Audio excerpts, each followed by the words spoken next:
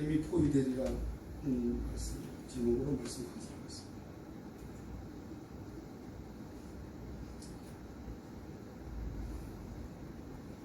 지난 시간에는 파수꾼으로 부른 에스겔에게를 벙어리가 되게 하시는 장면을 보았습니다. 그것은 이스라엘 백성이 하나님의 말씀을 듣지 아니하였기 때문에 하나님이 그렇게 에스겔을 하나님의 파수꾼으로 부름에도 불구하고 전혀 말을 못하게 막으셨습니다. 에스겔은 하나님의 파수꾼으로 부름을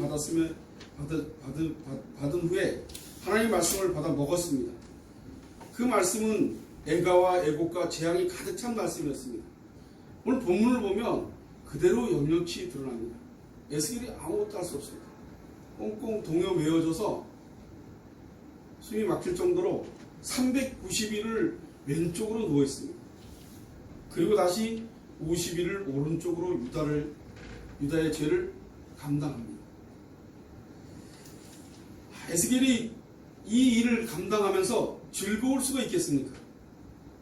저와 여러분에게 꽁꽁 묶여서 390일을 살아라면 누가 살겠습니까? 제가 살겠습니까? 특히 저는 못 살 것 같습니다. 저는 워낙 성격이 사방팔방 돌아다니는 성격 아닙니까? 가만히 있는 성격이 아니라 390일을 묶어놓으면 벌써 그 사슴, 노루 이런 것들이 고라니 이런 것들은 잡혀서 묶이면 얼마 있다가 죽죠. 지성질이 못 이겨서 죽지 않습니까? 에스겔도 역시 우리와 똑같은 인간입니다. 그도 역시 죽지 않겠습니까? 그러나 거기 하나님이 계십니다.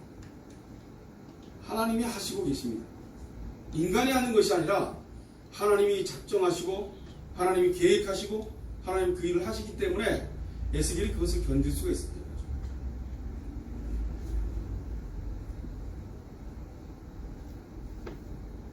하나님은 이스라엘 백성들이 돌이킬 기회를 주었는데도 돌이킬 기회를 전혀 삼지 않아서 결국은 바벨론의 포로로 만들지 않습니까?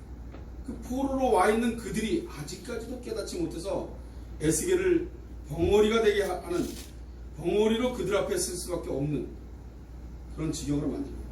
오늘 본문 1절에서 3절을 보면 너 인자야 박석을 가져다가 내 앞에 놓고 한 성읍 곧 예루살렘을 그 위에 그리고 그 성읍을 에워싸되 문제를 세우고 토둔을 쌓고 진을 치고 공송태를 둘러 세우고 또 전철을 가져다가 너와 성읍 사이에 두어 칠성을 삼고 성을 향하여 에워싸는 것처럼 에워싸라.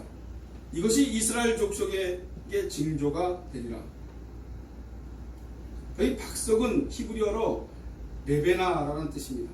성벽이나 가옥에 담을 쌓기 위해서 진흙 같은 겁니다. 진흙으로 만든 것을 박석이라고 합니다. 햇볕에 말라 구워서 구운 다음에 그걸 벽돌처럼 또는 기와처럼 만들어 가지고 그리고 그것을 쌓는 거죠. 박석을 굽기 전에는 부들부들하겠죠. 부들부들할 때 그림을 그리게 했는지 아니면 딱딱한 벽돌처럼 되어 있는 것을 갖다 놓고 그림을 그리게 했는지는 잘 모릅니다. 근데 요즘 지금 바벨론 지역에 가면은 이런 글들 여러 그 박석을 통해서 만들어 놓은 그림 이런 것들이 많이 발견된다고 합니다.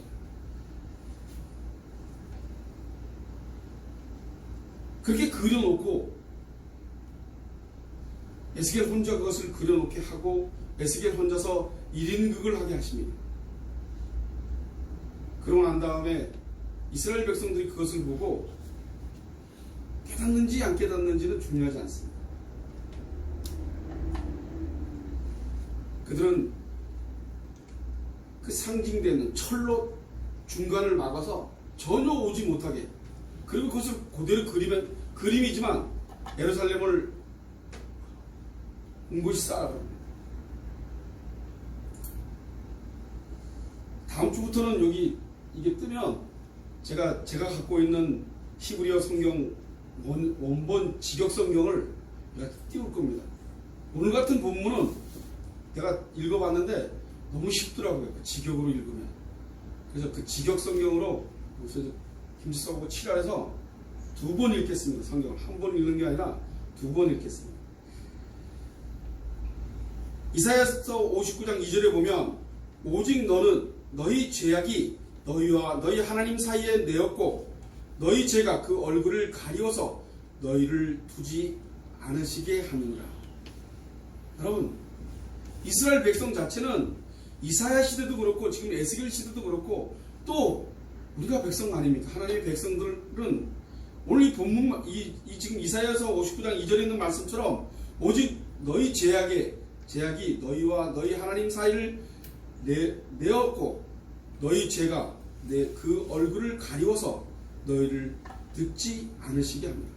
여러분, 우리는 이 상황이 매일매일 부딪힙니다. 여러분, 그런 거 못 느끼십니까? 저를 보면, 저는 일을 하다가 이렇게 보면 화를 내거나 뭐 어떤 있으면 저 전혀 목사고 예수 믿는 사람이 아닌 것처럼 그렇게 변해 있습니다. 그것을 뭐 어떻게 감당할 수가 없습니다. 여러분, 뭐 성인군자처럼 할 수는 없겠지만 그래도 예수 믿는 사람이라면 어느 정도의 기본 그 소양 같은 것들이 있어야 되는데 전혀 그렇지가 않습니다. 여러분, 착각하시면 안 됩니다. 예수 믿으면 선해지고 뭐 좀 나아지고 예수 믿는 사람이 저래, 그런 말들은 틀린 말입니다. 오늘 성경을 보면 오직 너희 죄악이 너희와 너희 하나님 사이에 내었고 너희 죄가 그 얼굴을 가리워서 너희를 듣지 않으시게 합니다. 듣는 것 같은데도 전혀 듣지 않고 있다는 겁니다. 여러분, 우리의 인식 체계가 그렇게 부실합니다. 부실한 정도가 아니죠. 가망이 전혀 없는 거죠. 가망이 있을 수가 없습니다.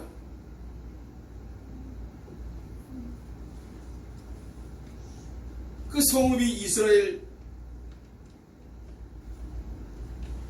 그 안에 있는 예루살렘에 있는 그 사람들, 그들이 그 성읍 바깥에 철판으로 가둬놓고 하나님이 완전히 단절시킨 거 아닙니까? 그 단절시키는 모양을 보고도 깨달을 수가 없는 거죠. 깨달을 힘이 없습니다. 깨달아지려고 하지도 않고 깨달을 힘이 없습니다. 여러분, 그것을 삶 속에서 발견하시길 원합니다. 저와 여러분이 삶 속에서 각자가 하나님 앞에서의 삶을 살고 있는지 하나님 바깥의 삶을 살고 있는지를 우리는 정확하게 그리워하고 괴로워해야 됩니다. 그것이 없으면 오늘 이스라엘 백성들이 하나님이 말씀하셔서 이사야를 보내고 그 이사야를 보내고 여러 선지자들을 보냈는데 그들을 때려 죽이겠습니까? 잘못은 할 수 있지만 하나님이 선포고를 하면 그걸 듣고 회개하고 돌이켜야 될 텐데 그 자유가 우리에게 없다는 것입니다. 그렇기 때문에 에스겔을 지금 이렇게밖에 할 수 없는 거죠. 에스겔을 직접 그들의 죄를 대신 담당하는 느낌이 들립니다. 그렇지 않습니까? 390일 동안 왼쪽으로 누워있으라고, 이스라엘을 통해서. 그리고 다시 그것이 끝나면 50일 동안 유다를 위해서 누워있으라고. 그들 백성들에게 뭔가 죄를 묻지 않습니다. 에스겔에게 묻고 계십니다. 왜 에스겔이 이 고통을 받아야 되겠습니까? 에스겔이 답답하니까 하나님께 뭐라 합니까? 자기는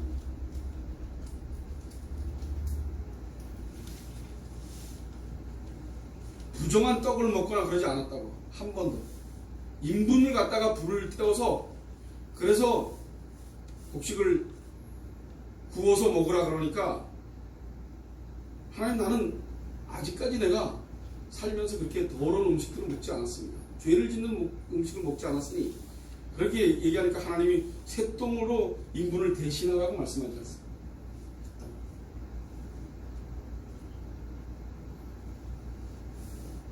여러분, 우리는 인분을 대표서 인분으로 불을 붙여서 그래서 음식을 먹고 있는 사람들입니다.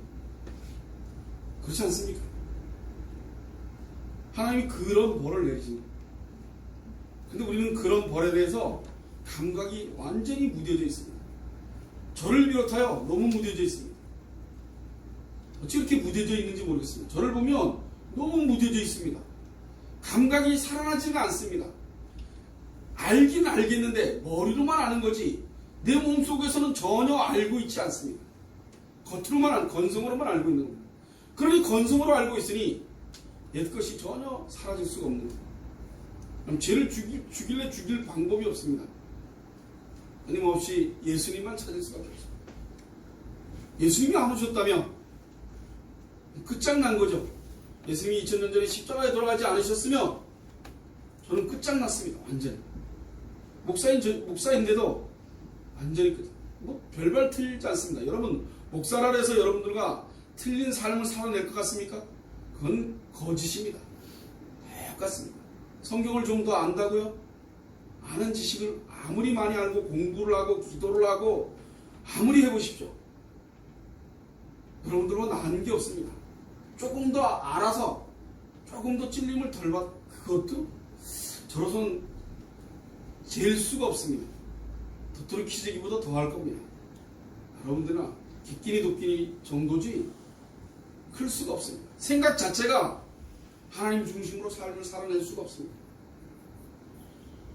일주일을 살면서 하나님 중심으로 사는 시간이, 제가 저번주에 설교를 하지 않았습니까? 그 설교의 말씀을 일주일 내내 묵상했습니다. 그리고 나의 토요일 날은 답답합니다. 안 되는구나. 그래서 오로지 예수님 밖에 없구나. 예수님 오셔서 감사합니다. 예수님 와주셔서 너무너무 감사합니다. 하나님, 어찌 이렇게 우리를 잘하시고 예수님을 십자가에 못 박게 하셨습니까? 하나님은 이스라엘 백성들을 버리려고 하지 않으십니다. 지금 이런 시험을 주는 것이 하나님이 버리려고 합니다.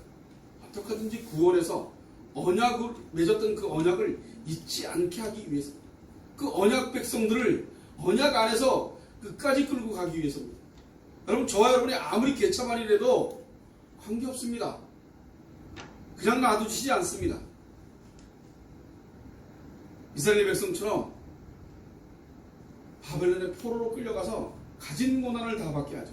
그리고 지금 또 그들이 포로 안에서 또 에스겔을 보내서 또 하나님이 또 심판을 하십니다.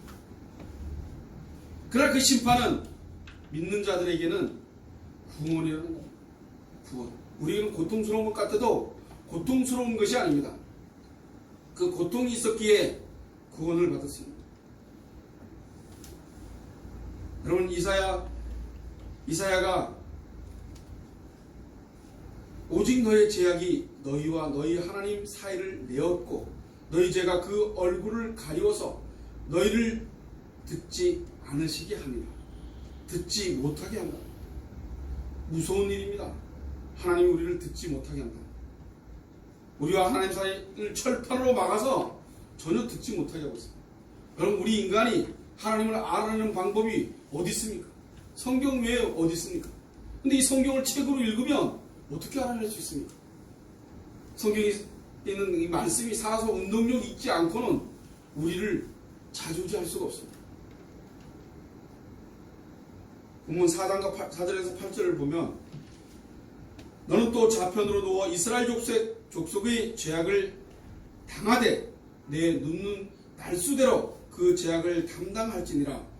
내가 그들의 범죄한 횟수대로 내게 날수를 정하였나니 곧 390일이라 1인이라. 너는 이렇게 이스라엘 족속의 죄악을 담당하고 그 수가 차거든 너는 우편으로 누워 유다 족속의 죄악을 담당하라. 내가 내게 40일로 정하였나니 1일이 1년입니다. 너는 또 에어싼 예루살렘을 향하여 팔을 벗어 메고 예언하라. 내가 줄로 너를 동일이니 너가 에어싸는 날이 맞도록 몸을 이리저리 돌리지 못하리. 그 날수대로 절대로 몸이 움직일 수 없는 겁니다. 오른쪽으로 가고 싶고 왼쪽으로. 그럼 제가 밤에 이걸 끼고 잡니다. 나도 모르는 사이에 이쪽으로 돌리고 저쪽으로 돌리고 그럽니다. 그럼 이 낀 게 이쪽으로 왔다 가고 빙빙 돌고 왔다 갔다 하는 거 아닙니까? 한 두세 번은 깹니다. 잠은 푹 자는데 그것 때문에 두세 번은 깹니다. 그리고 가끔 호흡하는 것 때문에 좀 깨고 굉장히 답답하고 불편합니다. 근데 아침에 일어나면 머리가 맑다는 것. 그것 때문에 억지로 차고 있습니다. 습관이 지나면 괜찮을 거라고 생각합니다. 그런데 390일 동안 저쪽 뒤척이지도 못하고 그대로 눕게 하셨습니다. 그리고 난 다음에 40일을 또 담당하게 합니다. 근데 하루가 1년이라고 합니다. 하루가 1년. 얼마나 고통스럽습니까? 에스겔이 무슨 잘못을 했길래 파수꾼으로 세워서 하나님이 부르셔서 강제로 세우셔서 그리고 오늘 강제로 하나님 말씀을 먹이시고 그리고 오늘 이스라엘 백성들 앞에서 이스라엘 통해서는 390일, 유다를 통해서는 40일, 430일 동안 하루가 1년 같은 그 고통을 에스겔에게 담당하게 하십니다. 도대체 에스겔이 무슨 잘못을 했겠습니까?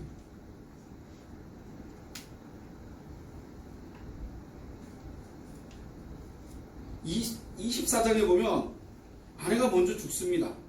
그런데 여호와께서 에스겔로 하여금 아내가 죽어도 울지 못하게 하십니다. 여러분, 에스겔이 죽을 때 아내가 그렇게 일찍 죽는 이유가 뭡니까? 에스겔을 보니 살고 있는 모습이 얼마나 인간의 모습으로 보면 얼마나 그렇습니까?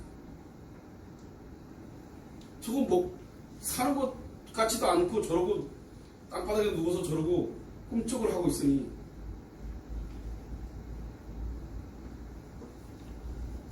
에스겔이 이런 상징 행위를 통해서 죄악을 담당하였습니다.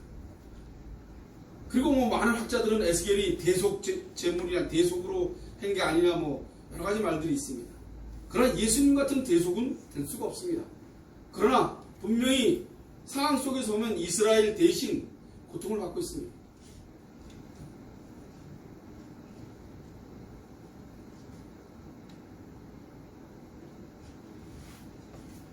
도수성으로 끌려가는 그의 양처럼 그 입을 열지 않는 것처럼 에스겔이 벙어리가 되어 있습니다. 에스겔이 이스라엘과 유다의 죄악을 담당하는 것이 벌을 받는 것과 대속함을 함께 보여주고 있습니다. 이들이 포로로 잡혀오는 것은 죄악에 대한 벌을 받는 것으로 언약대로 이루어지는 일이기에 소망이 있고 그 과정이 대속의 과정이 되는 것입니다. 여러분, 이들에게 소망이 있습니다. 이들은 모르지만 하나님은 이들에게 소망을 주기 위해서 그 상황을 보면은 극치 아닙니까? 도대체 성 밖에다가 철판을 둘러서 전혀 들게 안 하시는데 그렇게 하시면서 결국은 그들을 430년 동안 애굽의 종살이 한 430년 같은 해화가 됐을 때 에스겔을 통해서 언약을 이루시는 것을 보여줍니다. 오늘 본문 9장과 17절에 보면 너는 밀과 보리와 콩과 팥과 조와 귀리를 가져다가 한 그릇에 담고 떡을 만들어 내 모로 눕는 날수 곧 390일에 먹되 너는 식물을 달아서 하루 20세겔 중에 때를 따라 먹고 물도 흰 6분 일식되어서 때를 따라 마시라. 너는 그것을 보리떡처럼 만들어 먹되 그들의 목전에서 인분불을 피워 구울지니라. 여호와께서 또 가라사대 내가 열국으로 쫓아 흩을 이스라엘 자손이 거기서 이와 같이 부정한 떡을 먹었느냐 하시기로 내가 가로되 오라 주 여호와여 나는 영혼을 더럽힌 일이 없었나이다. 어려서부터 지금까지 스스로 죽은 것이나 짐승에게 찍힌 것을 먹지 아니하였고 가증한 고기를 입에 넣지 아니하였나이다. 여호와께서 내게 이르시되 소똥으로 인분을 대신하기를 허하노니 너는 그것으로 떡을 구울지니라.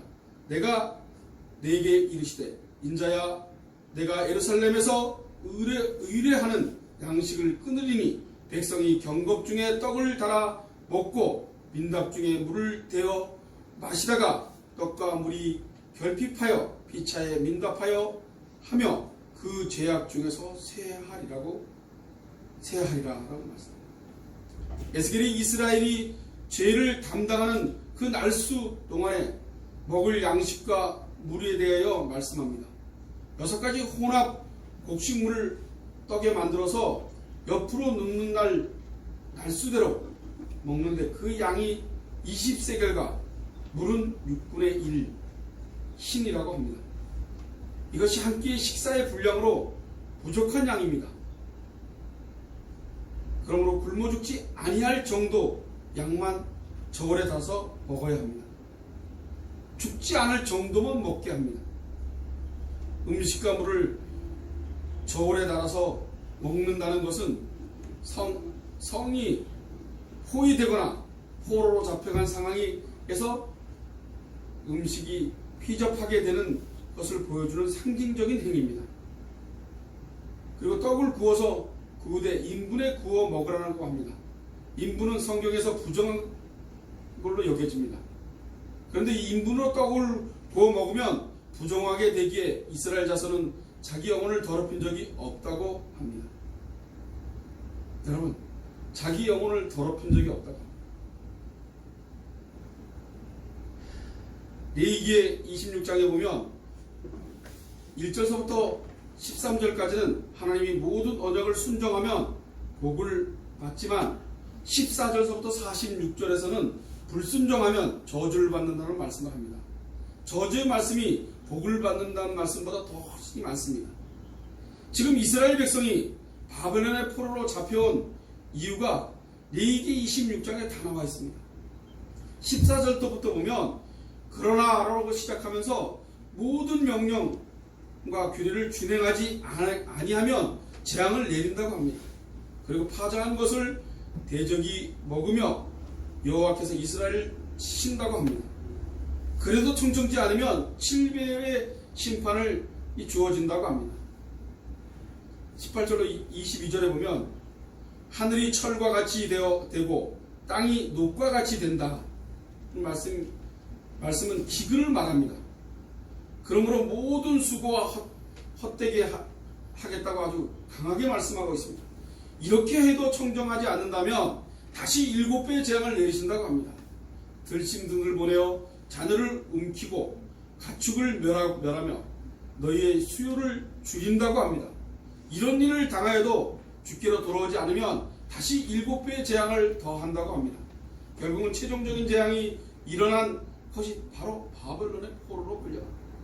그렇게 경고하고 경고했는데 들리지 않아서, 들을 수가 없어서 경고의 소리가 들리지 않습니다.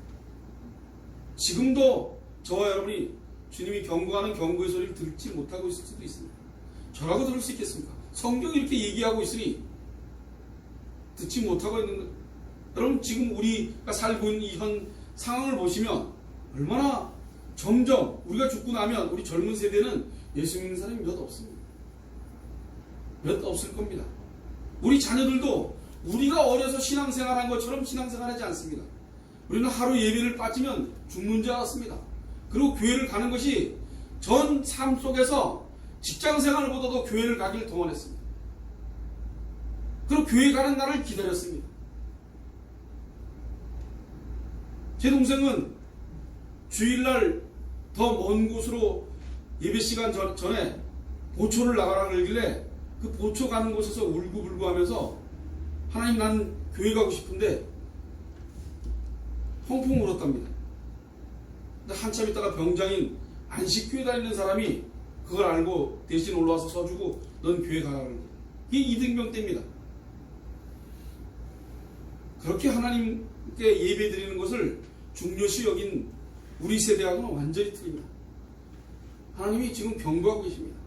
저는 확실하게 경고, 그러나 절대로 듣지 않습니다. 이스라엘 백성들이 지금 레위기 26장에 있듯이 그들이 레위기 안에서 보면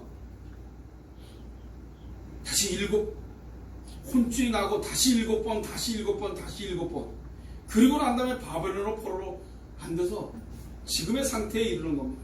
하나님이 한 번 그래서 갔다가 바벨론의 포로로 보내지 않으셨습니다. 절대 할 수 없었기 때문에. 예수님이 이 땅에 오신 것은 우리에겐 전혀 가망이 없기 때문에 예수님이 오셨습니다. 지금 에스겔이 벙어리가 되고 묶여있고 왜 그렇습니까? 도저히 이스라엘 백성 구제 불능이기 때문입니다.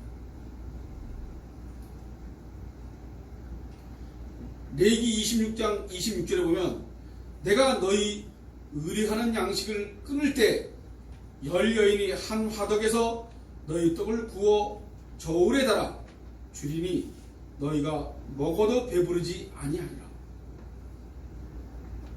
내가 먹어도 배부르지 않다고 합니다.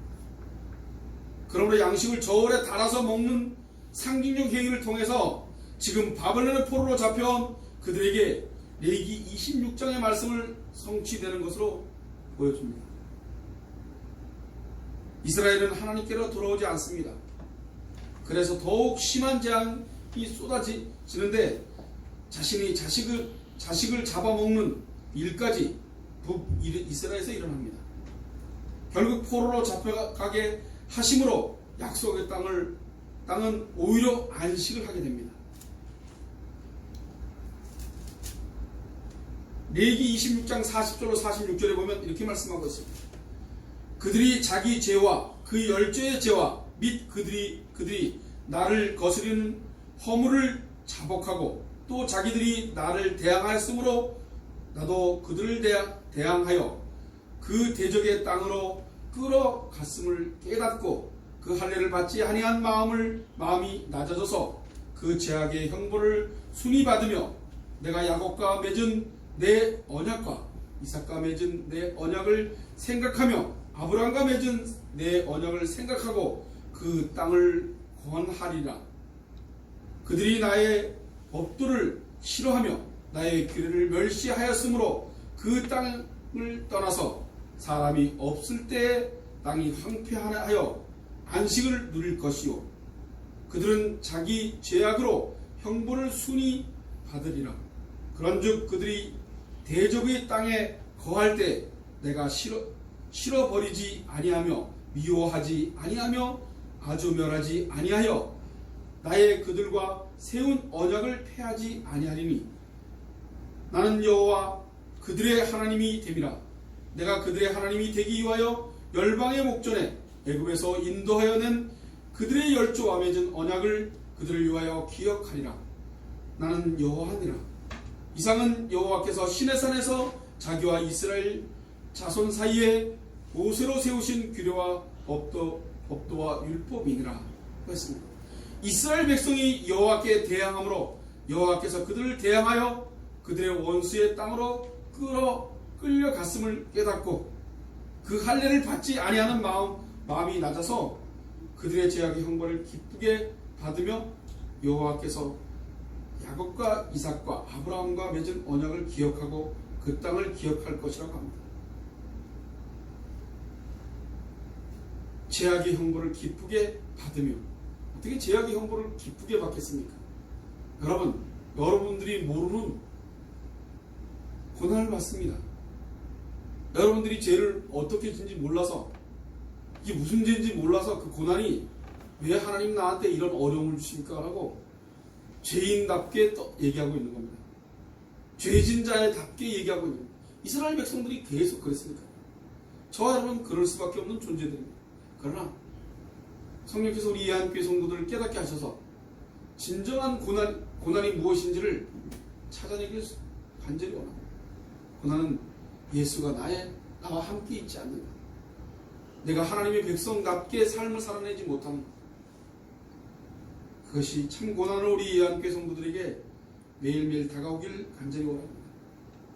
바벨론으로 포로로 잡혀간 자들이 누가 기쁘게 형벌을 받을 수 있겠습니까? 우리가 무엇을 그렇게 많이 잘못했냐고 이런 재앙을 받냐고 원망하는 일이 그게 더 맞죠.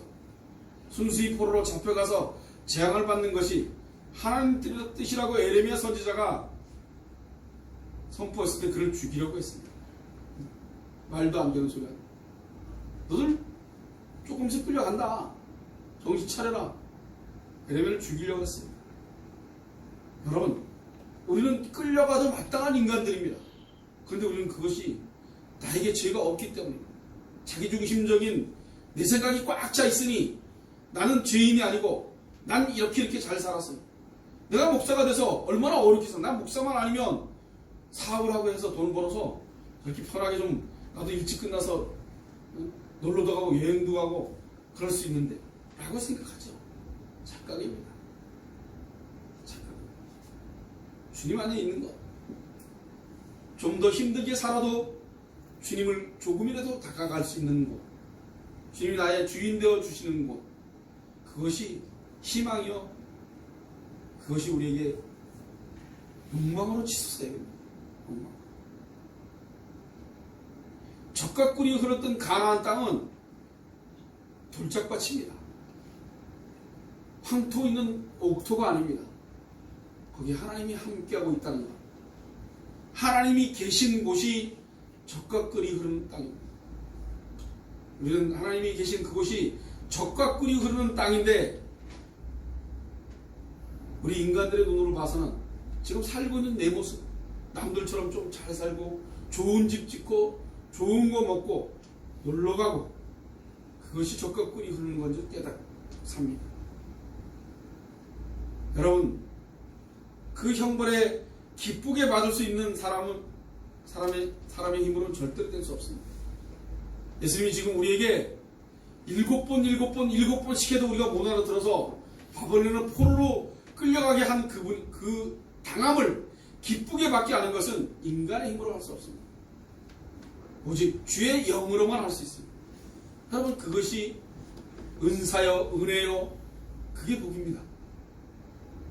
엉뚱하게 뭘 보고 뭘 어떻게 마치고 병을 고침받고 그런 것이 아니라 예수 그리스도가 나의 구주고 그를 통해서 받는 모든 고난은 고난으로 여기지 않고 기쁘게 달게 감사함으로 받을 수 있는 그 마음, 그것이 주의 영으로만 할 수 있는 것이기 때문에 그것이 온통한 저와 여러분에게 주는 하나님의 큰 복입니다. 말씀을 마치면서 제가 베드로전서 4장 12절로 19절만 읽고 마치겠습니다. 사랑하는 자들아, 너희를 시련하려고 오는 불시험을 이상한 일 당하는 것 같이 이상히 여기지 말고 오직 너희와 그리스도의 고난에 참여하는 것으로 즐거워하라. 이는 그의 영광을 나타내실 때 너희로 즐거워하고 기뻐하게 하려 함이라. 너희가 그리스도의 이름으로 욕을 받으며 복 있는 자로다. 영광의 영 곧 하나님의 영이 너희 위에 계심이라. 너희 중에 누구든지 살인이나 도둑질이나 악행이나 남의 일을 간섭하는 자로 고난을 받지 말려니와 만일 그리스도인으로 고난을 받은 즉 부끄러워 말고 도리어 그 이름으로 하나님께 영광을 돌리리라. 하나님 집에서 심판을 시작할 때가 되었나니 만일 우리에게 먼저 하면 하나님의 복음을 순종치 아니하는 자들의 그 마지막이 어떠하며 또 의인이 겨우 구원을 얻으면 경건치 아니한 자와 죄인이 어떻게 서리오. 그러므로 하나님 뜻으로 고난을 받은 자들은 또한 선물을 행하는 가운데 그 영혼에 미쁘신 조물주께서 부탁할지어다. 우리 교인들이 잊지 않으시고 어떤 고난이 와도 주님을 저버리지 않고 주님이 주시는 먼저 당하는 고난, 그래서 그것을 기쁘게 맞이할 수 있는 저와 여러분이 되시기를 소원합니다. 기도하겠습니다.